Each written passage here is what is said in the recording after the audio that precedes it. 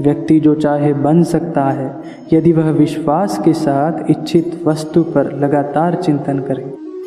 तुम क्यों व्यर्थ में चिंता करते हो? तुम क्यों भयभीत होते हो? कौन तुम्हें मार सकता है? आत्मा न कभी जन्म लेती है और न ही इसे कोई मार सकता है। यही जीवन का अंतिम सत्य है।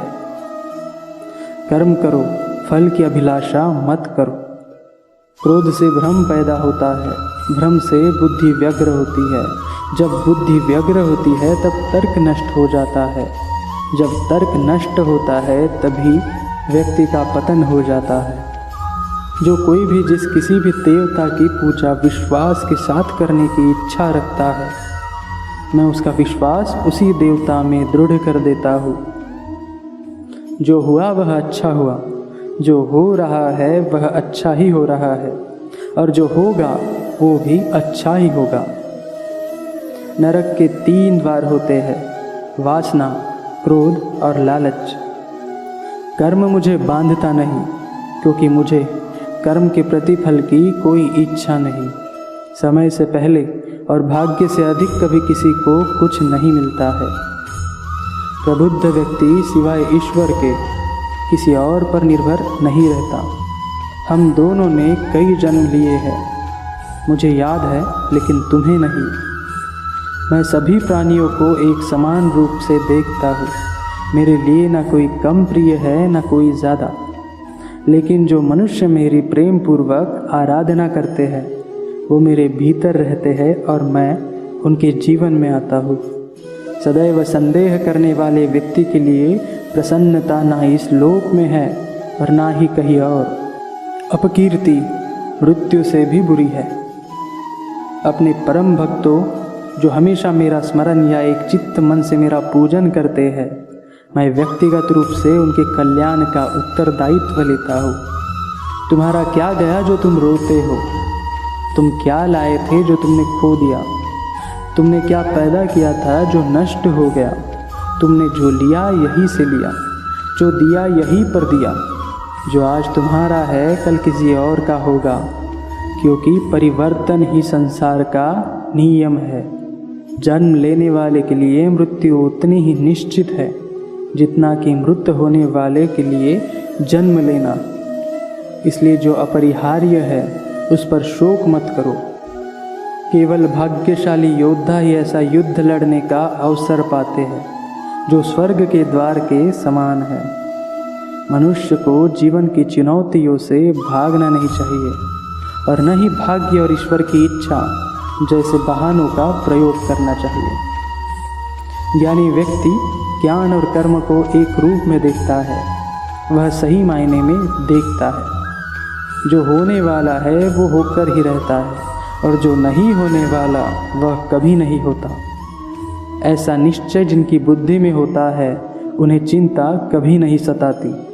मन की गतिविधियों, होश, श्वास और भावनाओं के माध्यम से भगवान की शक्ति सदा तुम्हारे साथ है। जिस प्रकार अग्नि स्वर्ण को परखती है, उसी प्रकार संकट वीर पुरुषों को। जब जब इस धरती पर पाप, अहंकार और अधर्म बढ़ेगा तो उसका विनाश कर धर्म की पुनर्स्थापना करने हेतु मैं अवश्य अवतार लेता रहूँगा। आत्मज्ञान की तलवार से अपने हृदय से अज्ञान के संदेह को काट कर अलग कर दो। उठो, अनुशासित रहो। हे अर्जुन, वह जो मृत्यु के समय मुझे स्मरण करते हुए अपना शरीर त्यागता है वह मेरे धाम को प्राप्त होता है। इसमें कोई संशय नहीं है। कोई भी इंसान जन्म से नहीं बल्कि अपने कर्मों से महान बनता है। जीवन न तो भविष्य में है न अतीत में है। जीवन तो बस इस पल में है। जिस तरह प्रकाश की ज्योति अंधेरे में चमकती है, ठीक उसी प्रकार सत्य भी चमकता है। इसलिए हमेशा सत्य की राह पर चलना चाहिए। मनुष्य को परिणाम की चिंता किए बिना, लोभ लालच बिना एवं निस्वार्थ और निष्पक्ष होकर अपने कर्तव्यों का पालन करना चाहिए। जो अपने मन को नियंत्रित नहीं करते उनके लिए मन शत्रु के समान कार्य करता है। मनुष्य को अपने धर्म के अनुसार कर्म करना चाहिए। जैसे विद्यार्थी का धर्म विद्या प्राप्त करना, सैनिक का धर्म देश की रक्षा करना आदि है। जिस मानव का जो कर्तव्य है उसे वह कर्तव्य पूर्ण करना चाहिए। मन अशांत है और इसे नियंत्रित करना कठिन है, लेकिन अभ्यास से इसे वश में किया जा सकता है। वह जो वास्तविकता में उत्कृष्ट जन्म और गतिविधियों को समझता है, वह शरीर त्यागने के बाद पुनः जन्म नहीं लेता और मेरे धाम को प्राप्त होता है। ऐसा कुछ भी नहीं चेतन या चेतन जो मेरे बिना अस्तित्व में रह सकता हो। वह जो सभी इच्छाएं त्याग देता है और मैं और मेरा की लालसा और भावना से मुक्त हो जाता है, उसे शांति प्राप्त होती है। मैं भूतकाल, वर्तमान और भविष्य काल के सभी जीवों को जानता हूँ, लेकिन वास्तविकता में मुझे कोई नहीं जानता। न तो यह शरीर तुम्हारा है और न ही तुम इस शरीर के मालिक हो। यह शरीर 5 तत्वों से बना है, आग, जल, वायु, पृथ्वी और आकाश। एक दिन यह शरीर इन्हीं 5 तत्वों में विलीन हो जाएगा, परंतु आत्मा स्थिर है। फिर तुम क्या हो?